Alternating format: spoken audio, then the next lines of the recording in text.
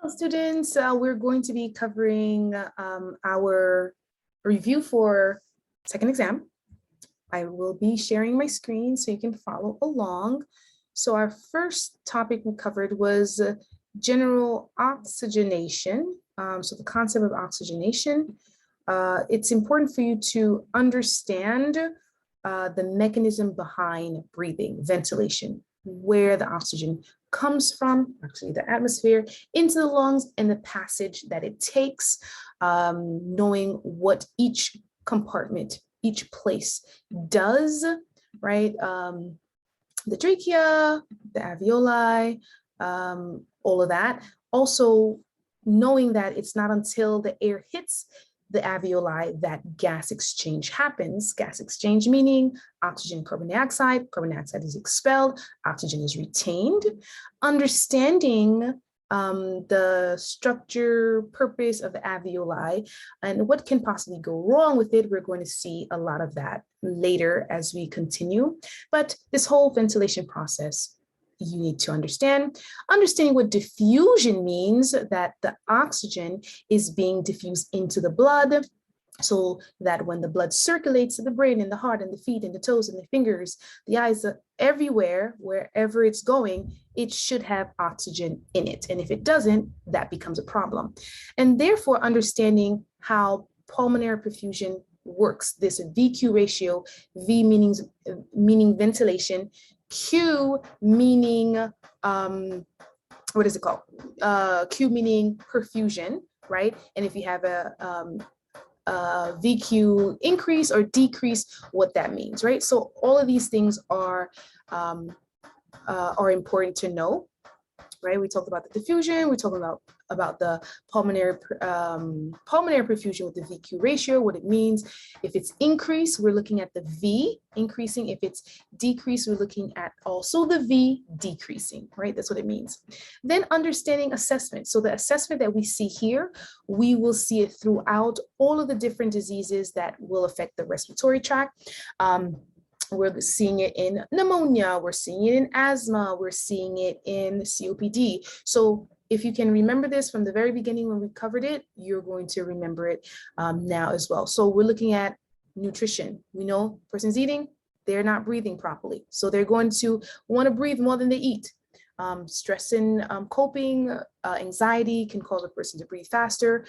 If a person had respiratory issues like colds or flus, it's going to put them at risk. If they have certain diseases like COPD, they are more at risk for getting these problems as well, flus and such, and colds. Knowing what medications we're going to take in order to remediate this problem that we might have, whether it's bronchodilators or anti-inflammatory medication, knowing what we need to give them. Knowing the different medications are important, and we'll see that. Lifestyle, need to know about their lifestyle. Remember the risk factors, that's also important. Remembering what are we looking for? What are we touching? What are we percussing? What are we hearing in auscultation? Those are important things that will guide you to identifying what we are taking note of, what the problem might be, and what we're going to intervene with. What are we going to do to the patient in order to resolve the problem, right? So part of inspection, we're looking for cyanosis, looking for nail bed. Also remember the timing, right? If I see something at a certain time, it means it's an initial assessment. If I see it at a later time, it's something I do later on, right? Knowing the differences. What do I do first? What am I going to see last, right? What happens because it's been a chronic issue? What happens if it's an initial issue? Or how do I assess to know, what do I do first, right? Do I give oxygen first or do I give medication first? Like, what do I do? You need to remember that. Moving on, when we do interventions, these are what we're talking about. How do we know how to intervene? How do we know what to do in order to get the patient back to their optimal health, right? We want to improve their nutrition. Any problem that we see that exists, we're going to try to fix it. We're going to give medications. And it depends on what the disease process is like, which medication we're going to give. If it's something that needs a vasodilation, we're going to give vasodilators first. If it's something that's mostly having to do with inflammation, we're going to give corticosteroids, right? And we're definitely going to give oxygen to all of them because it's an oxygenation issue. Also, we're looking at what do we do for the patient that we can teach them that they can do on their own. But what do we have to be there in order to help them with? Those are things that you're going to have to remember. Okay, so that was for oxygenation. Next, we saw pneumonia, I believe. So with pneumonia, it's important to know what it is, right? It is an inflammation of the bronchioles or the alveoli. It can be diffuse, it can be localized, but the idea here is there's an infection, right? We mentioned that it's an infection, so we're going to do cultures, we're going to see fevers, but there's also inflammation and fluid involved. So we're going to hear crackles, we're going to have mucus production and coughing, we're going to see that, right? And it's also going to impact oxygenation. Person might use accessory muscles, person might have contractions in where their chest is caving in or whatever it is, we're going to see it. We're going to have issues with whether is cyanosis or if they have a collapsed lung, right? We're going to see some issues. We might have to do a chest x-ray to see where the fluid is. And this is what these pictures are showing us. Again, I mentioned you don't have to remember exact locations, but the idea behind why we're doing the chest x-ray, knowing that these infections can be bacterial, it can be viral, it can be what is this gyrovici pneumonia, which happens in HIV. There are different kinds. You don't need to remember each kind, but if it is mentioned, you need to know what it's entailed, right? What is it trying to say? Like, it means there's an infection somewhere, right? Recognizing it. Knowing the different risk factors. Most of the risk factors are similar, but in how do we prevent pneumonia? So we're looking at vaccination, right? We're looking at hand washing, smoking cessation. Also seeing what are we assessing? How do we know this person has pneumonia as opposed to asthma, as opposed to COPD? What are some of the differences that we're noticing here, right?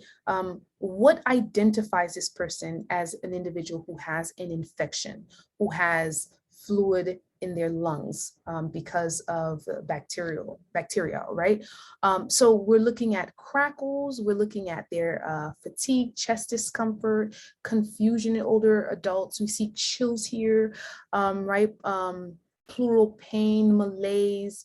A lot of the things are very similar, but some of them are different, and we need to note that. Exudate, which means there's like, they're coughing up something, right? So we want to take note of that. With diagnostics, we want to see, how do we identify that this is pneumonia? Well, sputum culture will tell us that it's this bacteria as opposed to another. And we're going to give medication, broad spectrum, before we do the culture, as we know. And we're going to do all of these as well. Interventions, what are we going to do? How are we going to stop this issue? Well, we're going to realize that there's an infection, so we have to give antibiotics, right? We have to help their respiratory status, so we're going to have to give them oxygen if they need it. What else are we going to do? We're going to do chest PT if we have to help them cough. So knowing what the problem is will help us identify what interventions we're going to put in place. Definitely have to give medication, antibiotics, bronchodilators if they're not breathing properly, mucolytics to get rid of the mucus that's accumulating in oxygen, and a few other things that we can do, right? So that's basically it for pneumonia. Now let's jump into asthma. So with asthma, right, again, knowing what the problem is. So asthma has to do with a sensitivity issue, right? The person is sensitive to a trigger, whether it's smoke, whether it's chemicals, whether it's dust, whether it's exercise, whether it's stress, whatever is causing the person to have this attack, we got to get rid of that. First of all, we have to know what it is, right? And what does it do? It causes wheezing because it's causing vasoconstriction. It causes swelling because it's thinking it's fighting some foreign object that has entered, whatever, and it's causing mucus production. So all of these issues are going to cause some kind of constriction, closure, blockage of some sort, and that's where the problem will manifest or how it will show itself, right? But knowing what is the problem will help us identify how we're going to resolve it, right? So if we know it's a trigger, get rid of the triggers, right? That will help us resolve it. If we know there's bronchoconstriction, give them bronchodilators. If we know there's mucus production or swelling, give them anticoagulants. Give them corticosteroids, and also give them mucolytics to cough up the mucus as well, right? So depending on what we know that is causing it and how it's manifested, we can decide how we're going to treat it. Knowing the risk factors, very similar, all of them are quite similar. So that's important to note. What are the triggers? Having the person realize what their triggers are, right, is extremely important. So if we know what it is, we can kind of prevent it from happening. What medications are we going to give? Oh, sorry, preventing flares. So identifying the environment, the lifestyle, medication adherence, monitoring status, that's important to note. Okay, what are we going to see, right? Again, when you're looking at this, you're looking at what's different, right? What's different from the others? A lot of them are similar, right? They're like, these are all the things that we saw in just the idea of oxygen issues, right? Also, we saw it in pneumonia too, but there's something different in asthma that wasn't in pneumonia, and that's the sensitivity. That's the trigger, right? So we're looking at that. But impeding respiratory failure is a problem. Then we have here asthmaticus. We didn't have that in the previous one, which means we have attack after attack after attack, and the medication doesn't resolve it. So this person is not getting a chance to breathe very well. Okay. Diagnostics, we're looking at what can we do to be able to tell this person has asthma, right? We're doing a spirometry so that we can see how the capacity of their lungs are. Can they breathe out a lot into this machine? Where does the little ball go? We're doing, so this is a lung function test to see what the capacity is, what the vital, I forget the amount of air that should be in the lungs, what it is. So you can go ahead and read through that. Those are good to know things. Medication, definitely must know. Try to pick one thing. There's only one, but there are a few others. But if you want to pick the ones on the slide or one in your book, that will help you remember what it's used for and the kind that's used, that's important for you to remember. Okay, so that is asthma. Okay, our next one and last is COPD. So with COPD, we are looking again, what is causing the problem? Once we know how the pathophysiology is, the etiology of the disease is, then we can decide what we're going to do to help fix it, right? If we know the problem. So the first thing you need to know, what does it look like and how does it function when it's normal, right? That's anatomy. Once you know the normal, then you can figure out what it looks like and what happens when it's broken, right? So we look at the norm here, what the alveoli look like, what the bronchioles look like, and then we see the difference when it's broken. It's bigger, there's mucus, right? So what are we going to do? Something that's going to help with this problem and something that's going to help with that problem, right? There's two different kinds, chronic bronchitis and emphysema. They have similar outcomes, but they do manifest differently. So the bronchitis has a lot to do with the coughing and the mucus, and then emphysema has to do a lot with the lungs, that the air is trapped because the elasticity is gone, which we covered in class today. We saw blue bloaters for the COPDers who have chronic bronchitis, and we see all these symptoms here, and we try to imagine and remember the symptoms as it relates to the disease and connect something in your mind that makes sense so you can remember them all, right? Remember that it's hypoxia, respiratory acidosis, right? It happens mostly in smokers. They have like it's important to remember or make it make sense for you so that when you see the wording, you can put it to an image that stands firm in your mind about and connects it to chronic bronchitis, right? The color, the dusky cyanosis color here that happens, right-sided heart failure, all of that is important to remember. Then we have pink puffers. We have this barrel chest here, right? They're always constantly trying to breathe by, leaning against the table, or leaning or sitting up, like they're trying to breathe, right? They're trying to get some air. So these people don't want to sit back. They don't want to lay back. So that's how they're getting the barrel chest. That's why they don't want to lay back. They have dyspnea. They have ineffective cough.